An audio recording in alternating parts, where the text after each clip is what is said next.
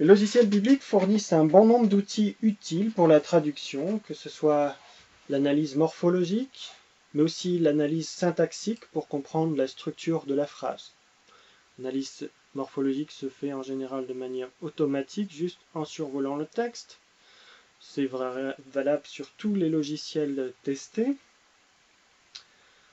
Par contre, l'analyse syntaxique n'est pas fournie dans ma version d'accordance. Elle existe, mais c'est en supplément. Sur BibleWorks, on peut la trouver ici, sous forme de graphique, mais encore faut-il décoder les graphiques. Chez Logos, elle existe en hébreu et en grec, donc il faut alors, voilà, vous avez cette construction syntaxique qui est proposée pour l'hébreu ici.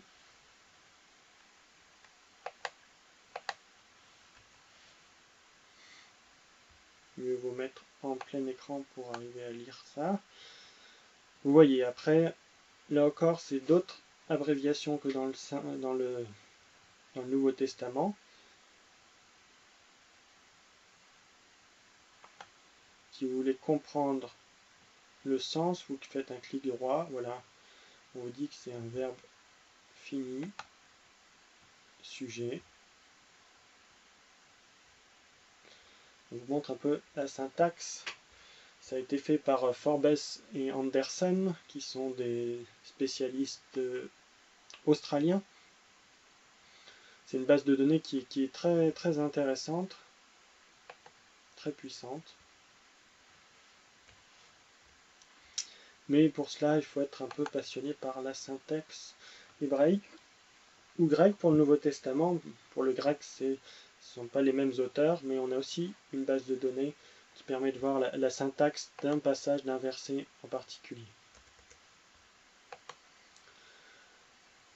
Ces informations nous aident donc à la traduction. Après, si on veut aller plus loin, en général, tous ces logiciels incluent des bons dictionnaires hébreu ou grec. Par exemple, si vous voulez savoir ce que veut dire Eretz, normalement, ça ne devrait pas poser de problème, mais on ne sait jamais. Vous pouvez ouvrir votre dictionnaire avec un clic droit, aller voir dans le BDB la même chose. Voilà, c'est très pratique, c'est fourni avec pas mal de bons dictionnaires pour chacun des logiciels. Dans BibleWorks, ça se fait via l'onglet ressources. Donc si vous êtes sur un mot par exemple, on vous donne tous les dictionnaires grecs et on vous les ouvre directement à Baptizo. Si vous voulez voir le détail, vous y allez directement. Mais chose aussi intéressante, on vous présente directement les points de grammaire, de grammaire de référence. Quand vous avez la grammaire de Wallace par exemple, qui est récente et qui est une des meilleures grammaires. Vous avez voilà, toutes les références où on a marque 1.4 dans ces grammaires. On vous présente directement les paragraphes qui mentionnent marque 1.4. Il vous suffit ensuite de cliquer dessus pour aller à la bonne page de ce paragraphe.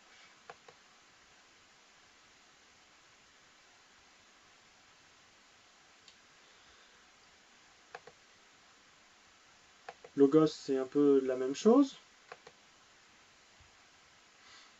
Le plus simple, c'est de passer par un clic droit. Ici, vous avez déjà un certain nombre de dictionnaires, vos dictionnaires préférés. Vous pouvez le régler. Par exemple, je vais voir Chloros dans le LSJ.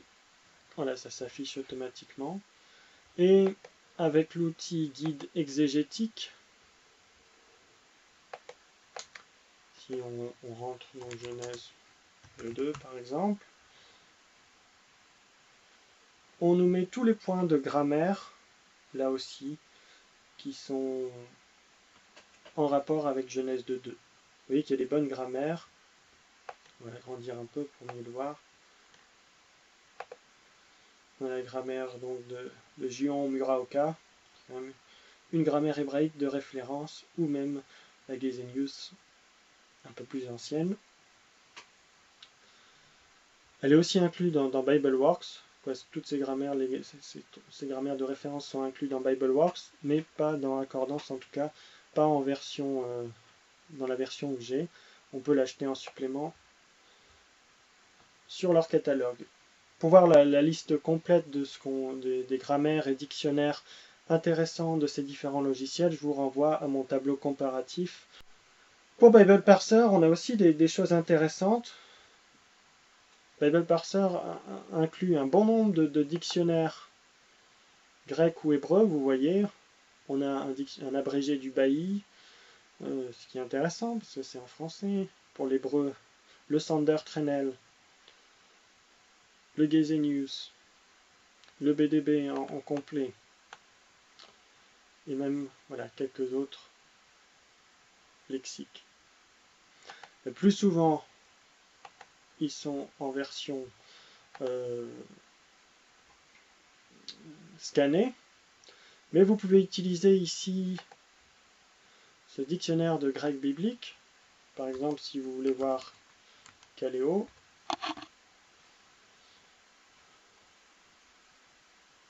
on vous ouvre ici un certain nombre d'indications, traduction française, le résumé du LSJ. Vous pouvez ensuite aller directement au Bailly, à l'abrégé du Bailly sur la question. Bon, ici ça ne marche pas, mais ça marche parfois sur d'autres. Ou l'abrégé du TDNT, le titel en anglais, en un volume. Vous voyez, donc on a pas mal d'informations via ces modules de dictionnaire hébreu-français ou grec-français. Pareil pour les grammaires, vous avez plein de grammaires hébreu ou grec, notamment en hébreu le jouon. Vous avez une aide grammaticale intuitive, par exemple, si vous voulez voir en hébreu tous les articles sur le vav conversif, on va dire.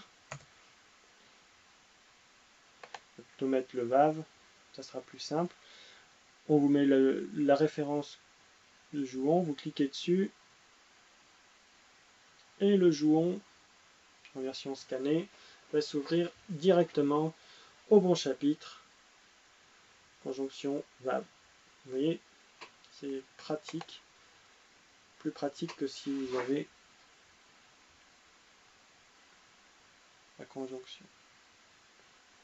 Bon, ça bug, vous voyez, ça arrive assez souvent. Mais quand ça bug pas, il y a des fonctions intéressantes avec Bible Parser. En ce qui concerne le français, parce que après avoir fait votre traduction, il peut être utile de la comparer aux traductions de référence en français. Alors sous accordance, vous avez simplement la seconde nouvelle édition de Genève 1979, qui n'est pas forcément la traduction de référence actuellement. Mais vous avez que ça dans mon package, dans la plupart des collections d'accordance. Vous pouvez acheter la seconde 21 en supplément sur internet, mais c'est la seule autre traduction française que vous trouverez. Là encore, pourquoi la seconde 21? En plus, au prix de 30 $, c'est pas donné. Logos n'est pas non plus le champion au niveau français. Vous avez vu que moi j'ai une seconde 1910 sur Logos et c'était même pas fourni avec la version, le pack Original Languages, ou Biblical Languages plutôt pour Logos. J'ai dû la télécharger en module gratuit fourni là aussi par Didier Fontaine, qui est l'éditeur du logiciel Bible Parser, qui a fait toute une série de modules gratuits pour Logos. Là aussi, vous aurez les références sur l'article au format papier en lien avec cette série de vidéos. Mais sinon, vous n'avez pas de version française livrée avec. Mais il faut toutefois noter que Logos est en train de développer un partenariat avec les éditions Clés qui produisent Bible Online en français et qu'ils ont sorti un pack Clés découverte. Et moi, avec ma réduction étudiant, je peux l'avoir au prix formidable de 108 $. Et pour 108 $, vous avez la Bible en français courant, la parole de vie, parole vivante, second 1910, et quelques ressources assez datées et pas forcément de référence en français. Bon, on espère que ce partenariat va nous produire des choses un peu plus intéressantes, mais pour l'instant, Logos en français, il n'y a pas grand-chose. BibleWorks est un peu meilleur quand même en français. Vous voyez, là, j'ai ouvert la Tob, la Bible en français courant, la seconde, mais vous avez aussi la Bible de Jérusalem et la seconde révisée, ce qui fournit déjà quelques versions un peu plus récentes et un peu plus intéressantes en série, on pourrait dire. Bien entendu, c'est Bible Parser qui est le meilleur sur ce point. Vous pouvez mettre en parallèle toutes les versions françaises qu'il y a sur Bible Parser, simplement en cliquant ici. Et ça vous les met en parallèle. Il y en a un bon nombre, près d'une trentaine, il me semble, de traductions françaises, dont je ne connais pas la moitié, qui sont certainement très anciennes. Et c'est particulièrement intéressant ici pour comparer ces traductions.